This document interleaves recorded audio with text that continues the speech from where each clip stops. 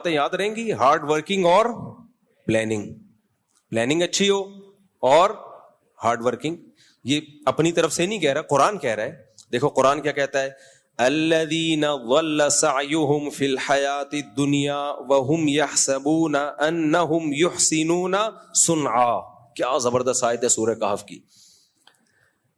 جیسے دنیا میں بہت سے لوگوں کی محنت ضائع ہوتی ہے کیونکہ ہارڈ ورکنگ اسٹرگل بہت ہے, پلاننگ کے بغیر ہے, سوچے بغیر ہے. اللہ کہتے ہیں ایسے ہی بہت سے لوگ دنیا میں بہت محنت کرتے ہیں جنت کے لیے, جائیں گے جہنم میں. الذین ضل سعیہم, یہ وہ لوگ ہیں جن کی کوششیں ضائع ہو جائیں گی. اگر انہوں نے جنت کی کوشش ہی نہ کی ہوتی تو اللہ کہتا کہ یہ کہتا کہ ان کی کوشش ضائع ہوگی. بولو نا آپ لوگ, اللہ کہتا کہ ان کی کوششیں ضائع ہوں گی, کہتا نہ. اس کا مطلب کوشش بہت کی انہوں نے,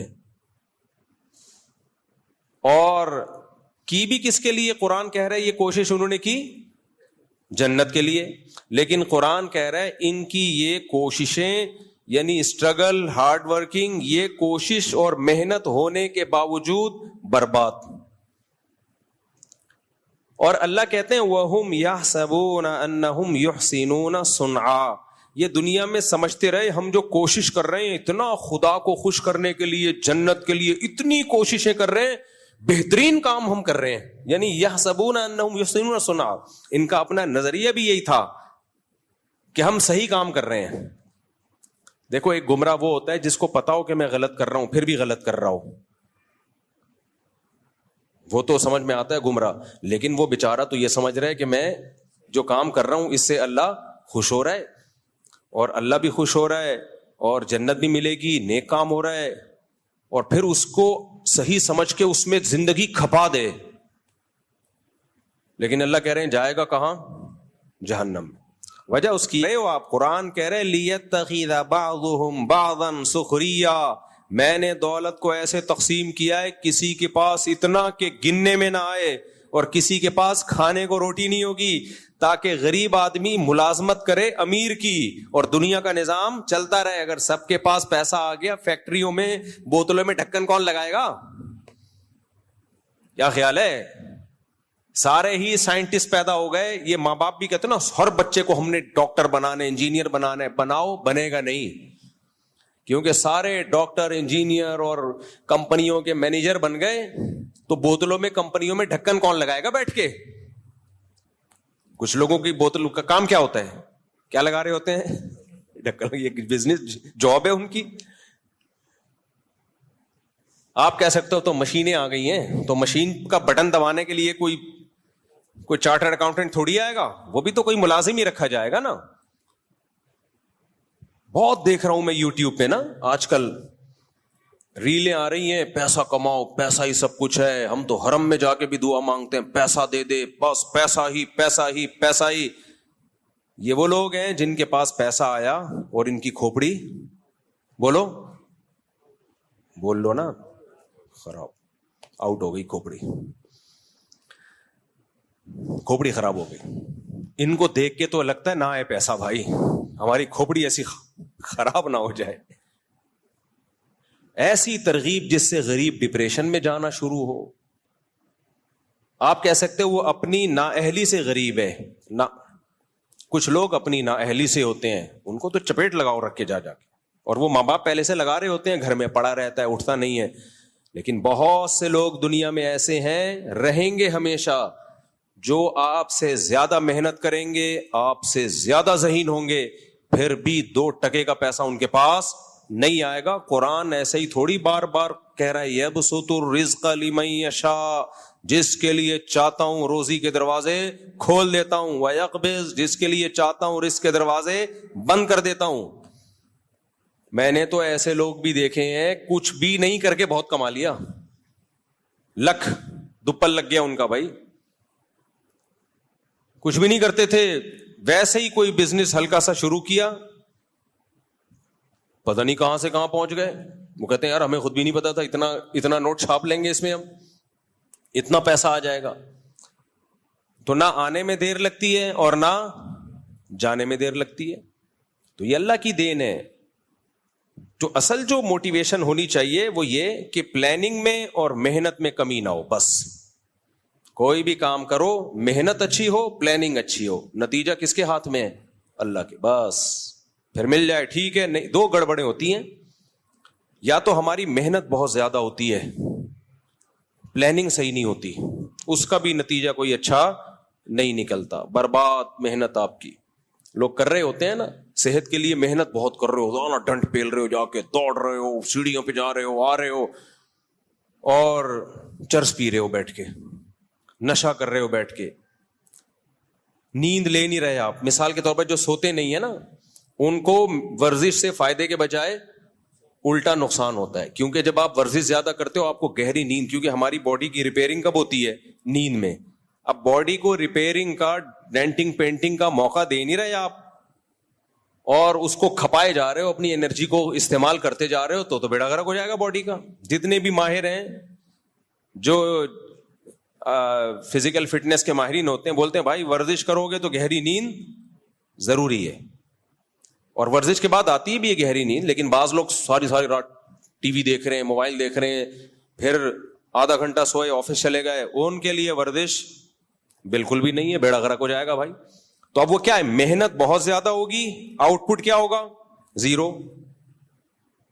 بعض لوگوں کی پلاننگ بہت ٹائٹ ہوتی ہے کہ یہ کریں گے, پلاننگ ہی پہ ساری زندگی گزر جاتی ہے. جیسے جو اسکول میں بچے پڑھتے ہیں, کہتے ہیں ہم ہفتے سے پڑھائی شروع کریں گے.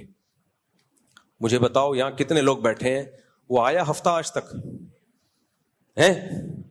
مہینے کی, اب 1 جنوری ہے نا, سال کا پہلا دن 1 جنوری, وہ ہماری زندگی میں ایک انقلاب لے کر آئے گا. سال کا پہلا دن 1 جنوری 2025 ہے, تو ہم 26 سے انشاءاللہ سب کچھ چھوڑ چھاڑ کے نیک, پرہیزگار, نیٹ کلین. میرے بھائی جس دن مر رہا ہوگا نا, اللہ سے کہے گا اللہ 1 جنوری تک زندہ رکھ, اب تک تو جو ہوا معاف کر دے, آئندہ اللہ کہے گا معاف نہیں کروں گا میں. جنہوں نے کرنا ہوتا ہے آج سے کرتے ہیں بھائی, وہ ابھی سے کرتے ہیں, 1 جنوری سے نہیں ہوتا کچھ بھی. وہی بات ہے, پھر وہی مسئلہ خراب ہو رہا ہے. دوسری شادی کا بھی ایسے ہی, بہت سے لوگ کہتے ہیں ہم دوسری شادی کریں گے, وہ اس دن تم نہیں کرو گے. میں اسے کہتا ہوں تم نہیں کر سکتے, کریں پہلے یہ ہو جائے, پھر بس کر یار, مجھے تو بس کسی اور کو سامنے کہانیاں سنایا کر جا کے. تو نہیں کر سکتا, تو باتیں بہت اچھی کر سکتا ہے, تو باتیں کیا کر, جب بھی باتیں کرنا ہو میرے پاس آ جایا کر, اثر تو بیٹھ کے یہ باتیں کر لیا کر. تو پلاننگ, قرآن نے بھی یہ بات کہی ہے, کیا زبردست بات ہے. یہ 2 بات, شہید منکم الشہر فلیصم, ایک آیت ہے کہ جو رمضان کا مہینہ پائے روزہ رکھے. 1400 سال سے اس حکم پر ایسا عمل ہو رہا ہے, پوری دنیا میں رمضان آتے ہی یہ تہلکہ مٹ جاتا ہے. اس کتاب نے ایک دفعہ کہا کہ 5 نمازیں فرض ہیں. پوری دنیا میں ہر جنگل, کوئی جنگل ایسا نہیں ہے جہاں مسجد نہ ہو, جہاں نماز نہ ہوتی ہو. اس کتاب نے کہا کہ اذا نادیتم الی الصلاۃ اتخذوها ہزوا, کہ اذان کہا کرو. پوری دنیا میں کوئی ایک سیکنڈ ایسا نہیں ہے جس میں اذان کی آوازیں فضاؤں میں نہ گونج رہی ہوں. اس کتاب نے ایک دفعہ کہا کہ یہ اللہ کا گھر ہے, اس کا طواف کیا کرو. لاکھوں لوگ ہر سال اس وقت سے جا رہے ہیں طواف کرنے کے لیے. تو انسانی زندگی پر اتنے گہر, اس کتاب نے ایک دفعہ کہا کہ ماں باپ کو اف نہ کیا کرو. جن کے پاس یہ کتاب نہیں ہے ان کے ماں باپ اولڈ ہاؤس کی زینت بنتے ہیں. جن کے پاس یہ کتاب ہے وہ بڑھاپے میں ماں باپ کے قدموں میں جنت تلاش کر رہے ہوتے ہیں. وہ کیوں کر رہے ہیں؟ گورے کے کہنے سے کر رہے ہیں, وہ قرآن کے حکم سے کر رہے ہیں. گورے کے پاس نہیں ہے, ماں باپ بھی اس کے پاس بولو نہیں ہے. تو اس کتاب کے ایک ایک حکم کو ہم دیکھتے ہیں, جتنا انسانی زندگی پہ اثرات اس کتاب نے ڈالے ہیں دوسرے کسی کتاب نے نہیں ڈالے. جتنا احترام اس کتاب کا کیا جاتا ہے کسی کا نہیں کیا جاتا. دنیا میں کوئی ایسی کتاب ہے جسے بے وضو ہاتھ لگانا جرم سمجھا جاتا ہو ہے بھائی؟ کروڑوں لوگ اس کو ہاتھ لگانے سے پہلے کیا کرتے ہیں؟ وضو کرتے ہیں. دنیا میں کوئی ایک کتاب ایسی بتاؤ جس کو لوگ کھڑے ہو کے سنتے ہو گھنٹوں گھنٹوں. میں یہاں کسی بڑے سے بڑے اسکالر کی کتاب کھڑے ہو کے پڑھنا شروع کر دوں, آپ کو سمجھ میں بھی آ رہی ہو, اس میں کہانیاں بھی بڑی دلچسپ ہوں, تھوڑی دیر میں آپ بولو گے یار بٹھا دو یار. لیکن یہ واحد کتاب ہے, لاکھوں لوگ مسجد حرام کے گرد گول دائرے میں کھڑے ہوتے ہیں, پوری دنیا میں امام کے پیچھے کھڑے ہو کر اس قرآن کو سنتے ہیں. تو بھائی یہ کتاب کا کسی کتاب سے مقابلہ ہوگا تو جتنی چیزوں میں آپ قرآن کو کمپیئر کریں گے ہر جگہ قرآن کا پلڑا بھاری نہیں بہت زیادہ بھاری ہو. بعض دفعہ غربت میں سکون مل جاتا ہے. پیسہ کمانے کی کوشش ضرور کرو, سستی اللہ کو پسند نہیں ہے. ملے گا اتنا جتنا اللہ نے مقدر میں رکھا ہے.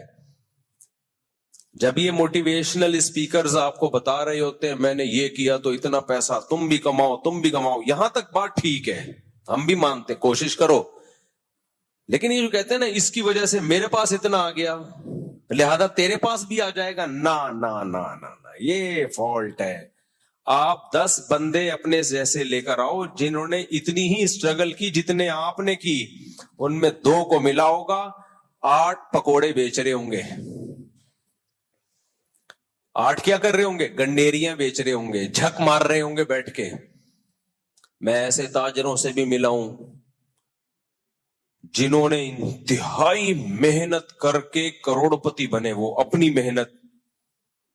ایک فالٹ ہوا, چاچا نے قبضہ کر لیا پورے بزنس پہ, وکیل سے مل کے پورا بزنس اپنے نام کرا لیا اور 0 پہ آ کے کھڑے ہو گئے. کیس کر رہے ہیں چونکہ وہ پیسے اتنے کھلا چکا ہے, کیس بھی نہیں جیت رہے, ڈاکومنٹیشن بھی ہو گئی سب کچھ. اب یہ صاحب جا رہے ہیں خودکشی کرنے کے لیے. تو خیر میرے بیان انہوں نے سنے تو خودکشی کا ارادہ شکر ہے یعنی ختم کر دیا. لیکن مجھے ایک بات بتاؤ, اگر وہ میرا بیان نہ سنتا جو غربت کے فضائل پر تھا, غربت کے فضائل اس سینس میں کہ اگر اللہ ہی غریب بنانے پہ راضی ہے تو اس میں بھی خوش رہو, آخرت صحیح ہونی چاہیے. سب سے پہلے کیا ہے, آخرت.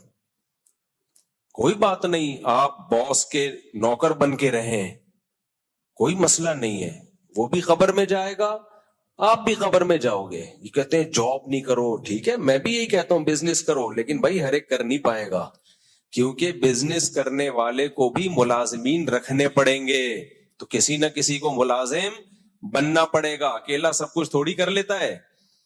تو یہ تو قرآن سے بغاوت کر, قرآن پہ کسی مصنف کا نام نہیں ہے, کسی مؤلف کا نام, میرا خیال ہے آپ لوگ کے گھر میں لکھا ہوا ہوگا کہیں تو آپ بول دینا نہیں, کسی مصنف کا نام قرآن مجید پہ نہیں ہے. لیکن دنیا میں ایک واحد ایسی کتاب ہے, محمد صلی اللہ علیہ وسلم نے کہا کہ یہ اللہ کا کلام ہے, میرا کلام نہیں ہے.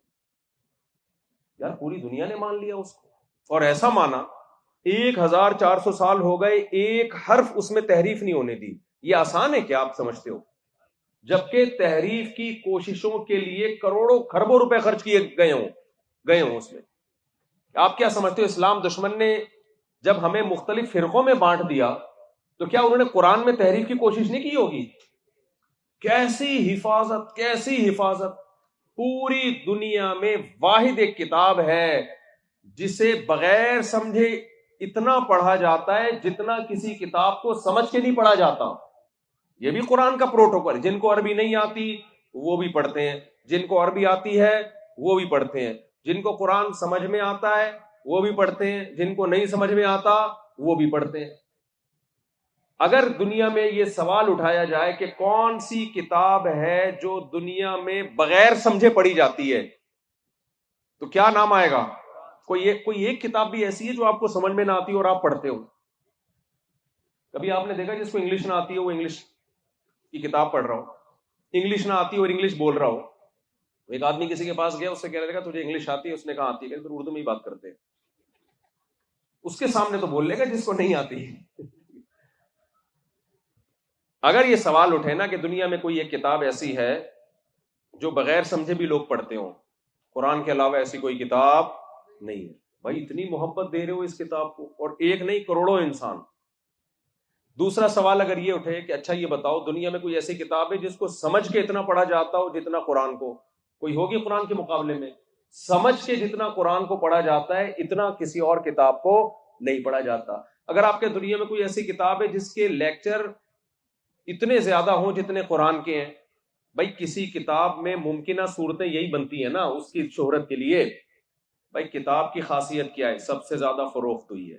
لوگ آ رہے ہوتے ہیں نا, اس کتاب کو ایوارڈ ملا ہے, سب سے زیادہ فروخت ہوئی ہے. اس کتاب کو ایوارڈ ملا ہے کہ سب سے زیادہ پڑھی گئی ہے، اس کتاب کو ایوارڈ ملا ہے کہ اس نے دنیا میں سب سے زیادہ چینجنگ کی ہے، اس کتاب کو ایوارڈ ملا ہے کہ اس کا سب سے زیادہ احترام کیا جاتا ہے، اس کتاب کو ایوارڈ ملا ہے کہ اس کی سب سے زیادہ حفاظت کی گئی ہے. اگر اس بیس پر کتابوں کو ایوارڈ ملنا شروع ہوں تو ایوارڈ ختم ہو جائیں گے، قرآن کے معجزے ختم نہیں ہوں گے. سب سے زیادہ دنیا میں فروخت ہونے والی کتاب کون سی ہے؟ ذرا سوال کا جواب دیں آپ لوگوں نے جلدی. قرآن. اور سب سے زیادہ کا مطلب اتنی زیادہ کہ اس کا دوسروں کے مقابلے میں کوئی ریشو نہیں ہے. یعنی ایسے جیسے دو ٹیمیں کھیل رہی ہوں، ایک 0 پہ آؤٹ ہو گئی ہو دوسری ٹیم، اور پہلی ٹیم جو وہ سینکڑوں رن بنا کے آؤٹ ہوئی ہو.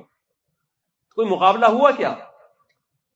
سب سے زیادہ فروخت ہونے والی، سب سے زیادہ پڑھی جانے والی، سب سے زیادہ بغیر سمجھے پڑھی جانے والی، سب سے زیادہ سمجھ کے پڑھی جانے والی، سب سے زیادہ انسانوں کی زندگی میں انقلاب برپا کرنے والی یہ وہ کتاب ہے جس نے ایک دفعہ کہا فمن شان میں سارا دن آدمی روزہ رکھتا ہے تو ہونا یہ چاہیے کہ اللہ میاں عشاء کی نماز کی چھٹی کر دیں.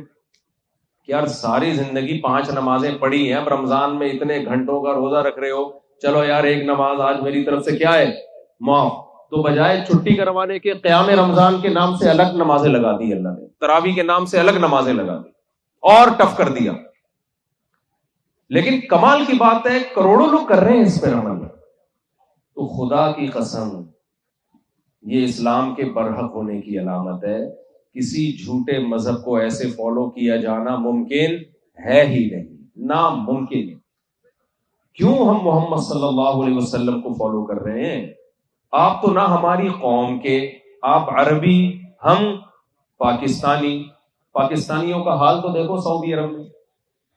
آپ بول دو میں پاکستانی ہوں، وہ زکوٰۃ نکال کے دے دے گا. میں اکثر واقعہ سناتا ہوں. ایک مجھے کسی نے بتایا وہاں آپ کو دیکھا حال مکہ میں کوئی پاکستانی شلوار قمیض سے ان کو اندازہ ہو جاتا ہے پاکستانی. تو ایک سعودی نے ریال کی گڈی نکال لی اور بولا زکوٰۃ ہے لے لو. اب وہ بیچارہ سیٹھ آدمی تھا، اس نے کہا بھائی میری فیکٹری ہے پاکستان میں، میں مالدار آدمی، مجھے زکوٰۃ نہیں چاہیے. اس نے کہا نہیں لو تم غریب ہو، مسکین بولتے ہیں وہ. اس نے کہا میں مسکین نہیں ہوں بھائی، میں تاجر ہوں، میری فیکٹریاں چل رہی ہیں. تو اس نے کہا پاکستانی ہو نا؟ اس نے کہا ہاں پاکستانی ہوں. کلو پاکستانی مسکین ہونے کے لیے پاکستانی ہونا کافی.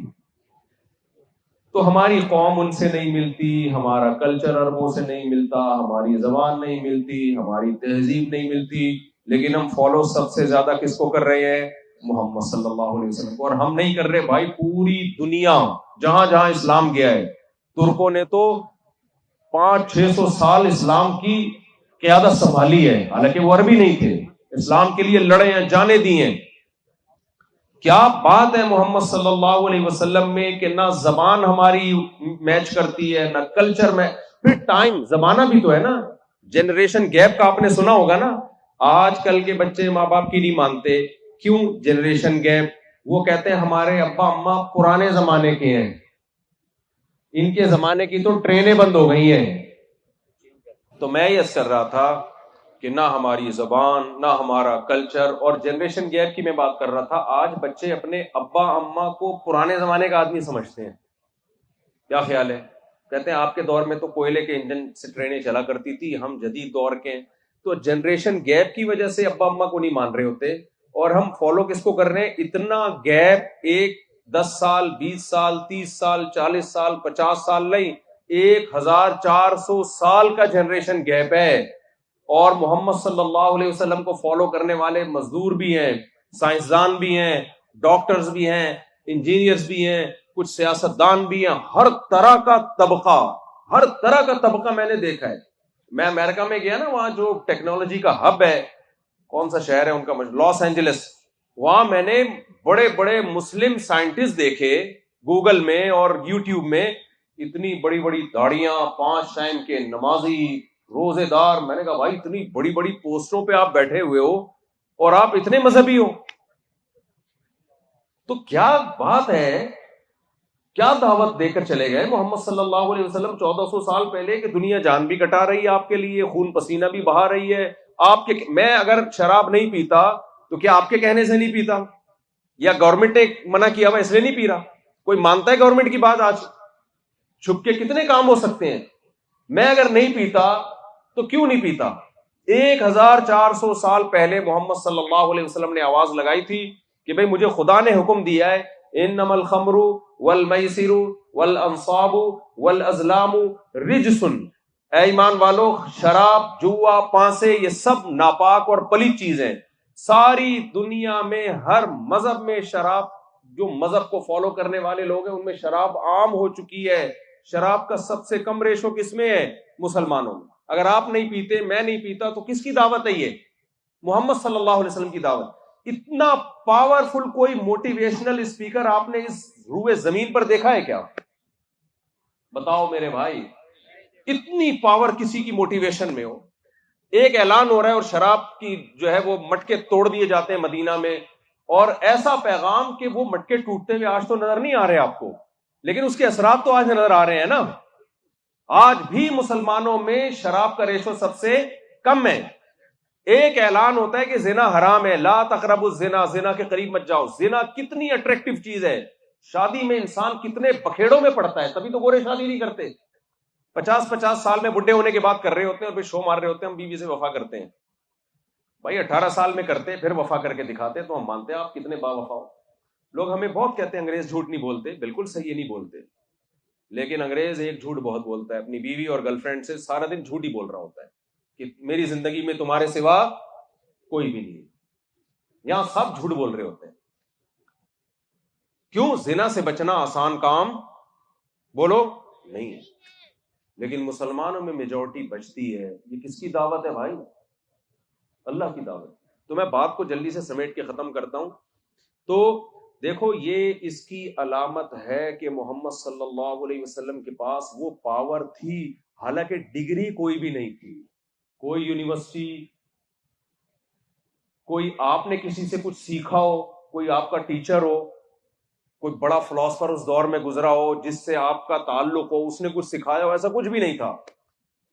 تو کیا بات ہے کہ اتنی پاورفل موٹیویشن، اور پھر اس موٹیویشن کا اثر کیا کہ آپ کی تعلیمات کو لوگوں نے سینے سے لگا کے محفوظ کر کے امت تک پہنچایا، اس کے لیے جانے دیے. قرآن دیکھ لیں آپ، محمد صلی اللہ علیہ وسلم نے قرآن لے کر آئے الحمد سے لے کے والناس تک. ایسی خاندانی حفاظت ہوئی ہے. مجھے بتاؤ دنیا میں کوئی 1400 سال پرانی کوئی ایسی کتاب آج ملتی ہے جس کو ہم A سے Z کہیں کہ یہ بالکل وہی ہے جو 1400 سال پہلے لکھی گئی؟ صرف قرآن کو دیکھ لو آپ.